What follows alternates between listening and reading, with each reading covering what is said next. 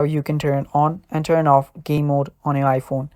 Now, game mode is latest update in iOS 18, so I'll teach you guys how to do that. But before that, if you are new to our channel, just head down below and hit the subscribe button so you don't miss out on our future videos. Now let's get started. So here you can just open any game that you wish. And after you do, you will see the game mode on pop up. So just tap on it, and after you tap on it, to turn it off, you just have to tap on game mode. Now, as you can see right there, game mode has been off. Now, when game mode is on, background activity is reduced to optimize the performance of the game. So if you want to turn it on, all you need to do is just press on it, and that will turn it on. Now, if you're already on the game and you want to turn it on or turn it off, but you don't have the pop-up, what you'll need to do is just go to your control center, and on the top you will see game mode.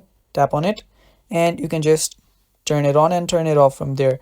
So yeah, that is basically how you do it, guys. That is how you turn on and turn off game mode on iPhone.